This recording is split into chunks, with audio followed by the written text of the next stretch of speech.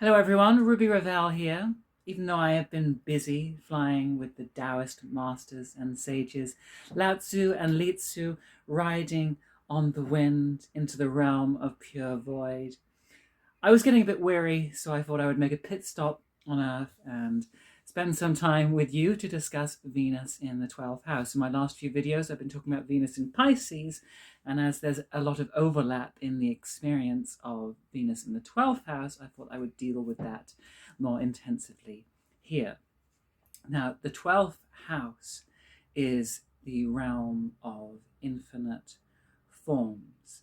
It is the zone of endless mystery, that strange oceanic soup from which all things arise and to which we all eventually return and disappear. It is the land of the unconscious, where all things can arise, where illusion and reality are not only bedfellows, but indistinguishable from one another. It is pure imagination, and life is created by imagination, and it returns to imagination.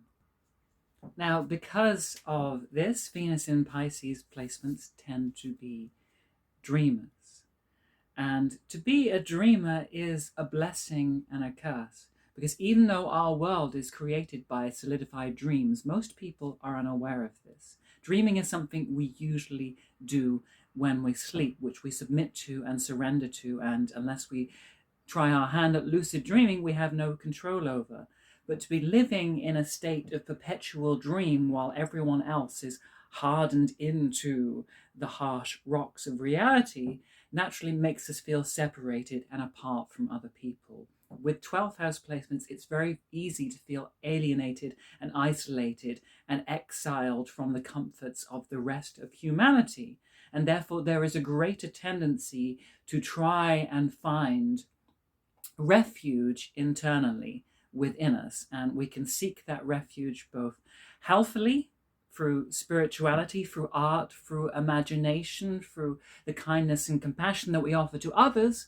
But for other people, it can also dovetail into endless escapism, where they are so afraid of and contemptuous of the rest of life that they feel has rejected them, that they seek solace in the invisible or in the immaterial, in video games, in the internet, in drugs, in alcohol, in all of these things that are trying to actually give us a sense of connection with something greater than ourselves. You know, especially with video games, if people feel that their life is boring and drudgery and lacking in fantasy and mythological gloss, being able to play a game where you can roam all these wonderful infinite worlds and take on whatever form you want is freeing, because it speaks to something inside of you that feels that life should have that potentiality to be more mutable, that this too solid flesh shouldn't be so fixed in form, but should be able to take on the guise of anything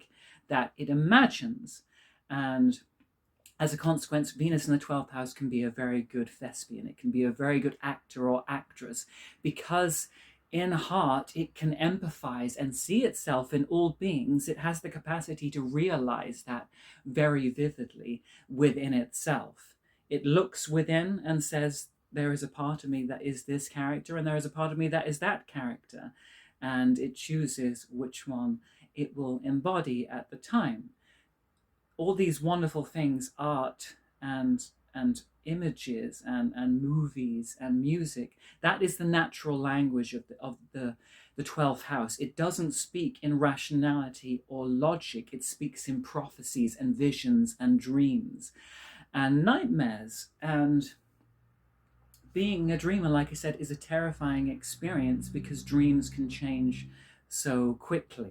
One moment you can be dreaming that you are in some kind of ethereal paradise, being looked after by beautiful sirens, and suddenly something changes very rapidly and we are surrounded by monsters, or in some kind of terrifying situation from which we urgently want to escape. And there is a wonderful story I love in Gerald of Wales's book, Journeys Through Wales, where he speaks to this mad prophet who is able to communicate with demons and otherworldly beings. And being a very curious man, he asks him his story, how he came to develop this talent. And for the longest of time, he was in love with this beautiful woman who lived in his village. She had this otherworldly radiance to her, these beautiful golden locks, this mysterious blue-eyed expression, and he wanted nothing more than to share his love with this beautiful woman.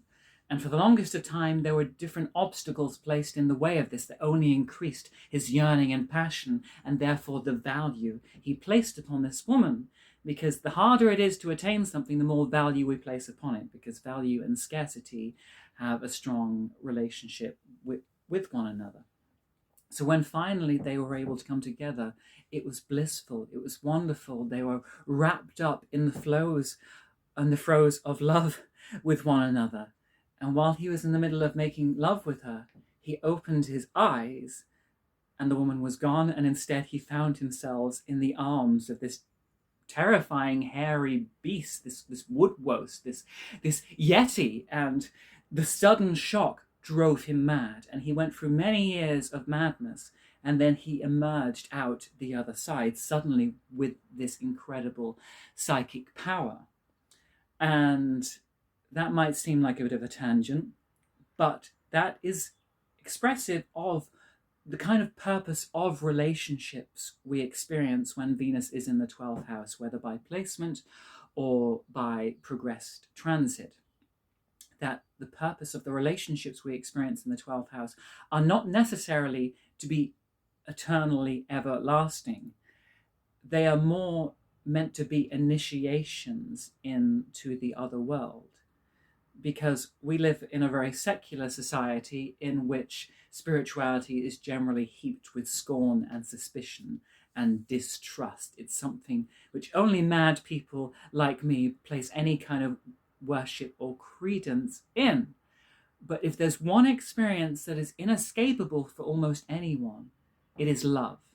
And love has the potentiality to lift us outside of ourselves, to make us totally consumed by our worship and our devotion to someone else. And when we love someone to that degree, they are not just a human being, they are a god or a goddess. And we feel we are seeing something that is pointing beyond reality, that is breaking down the barriers that separate us from the rest of the world, which suddenly fills us full of inspiration. And some of the greatest artists had an undying love for men and women they were never able to fully consummate themselves with. Like the great poet of the Divine Comedy, Dante, had an obsession with this woman Beatrice, who was not just a woman, but to him was a personification of the anima mundi, the soul of the world, the feminine spirit of enlightenment through which he was seeking truth and salvation.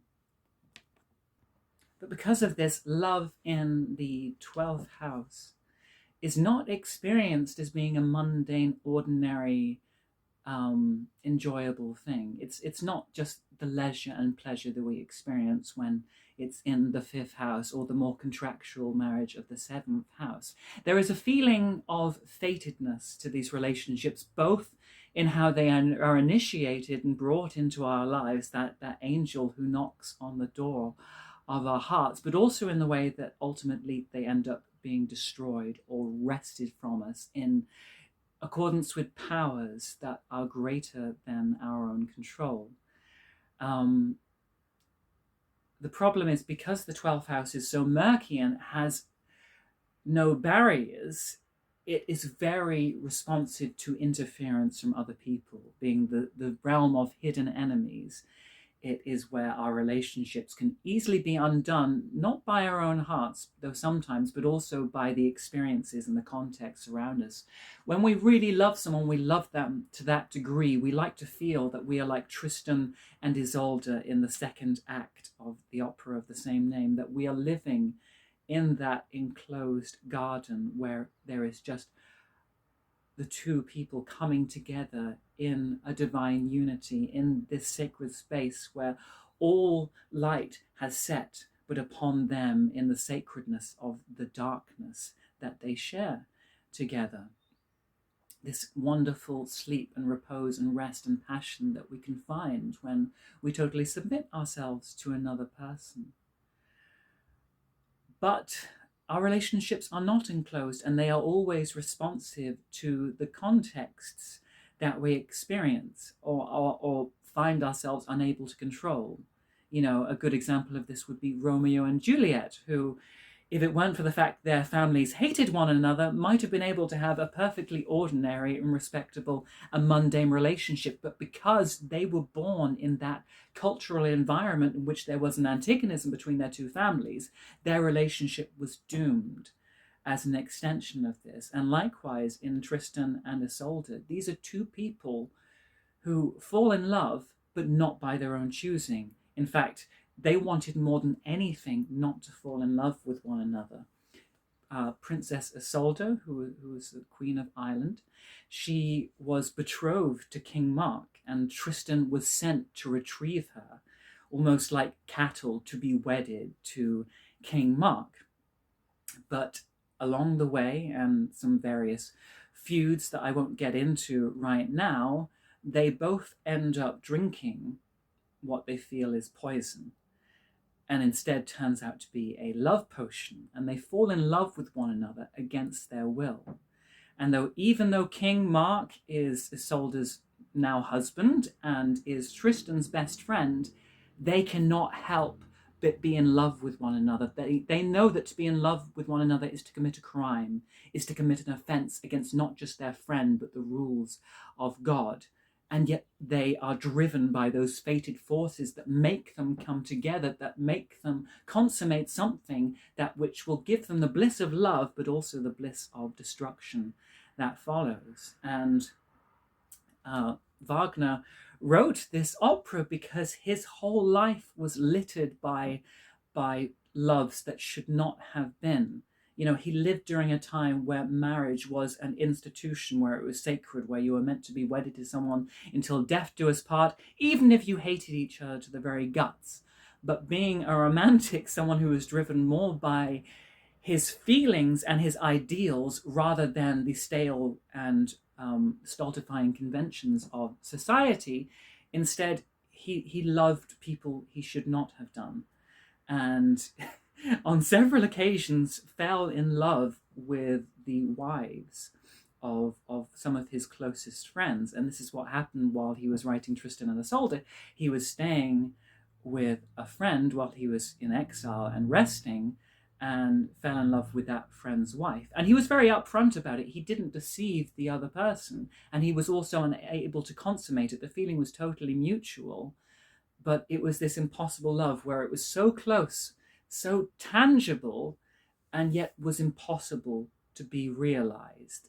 They both knew it was something they could not realistically commit to, even if they were honest about the emotional experience that they were having. But through experiencing that impossible love, that love that goes beyond itself, that loves in spite of reality, of caution, of sense, that turns us into the fool of the tarot who is willing to walk off a cliff and hope that he flies, he wrote one of the greatest pieces of music ever. So that relationship, that fated love, wasn't about having a relationship. It was about creating something greater than that relationship. If he'd been able to have a relationship, that opera would probably never have been written, and Western music would be impoverished because of it. Anyway, I'm going to leave that there now. I could talk a lot more about Wagner's life and his operas and how they are expressive of Venus in the 12th, and I will do in subsequent videos, but I would like to keep this one a little bit shorter. If I'm cramming in a lot of videos into a short space of time, it's because I'm going away to London next week for a few days, and I won't be able to make any videos while I'm there, so I need to indulge myself while I still can. I'm going because I will be starting hormone replacement therapy, so joy and terror perfectly commingled. I am definitely feeling in that 12th house space of being in one shadowy form and eventually having to surrender to another, to a bigger unknown. Anyway, please share your own Venus in 12 experiences if you have them. Like, share, and subscribe, and I will look forward to making more content when I get back.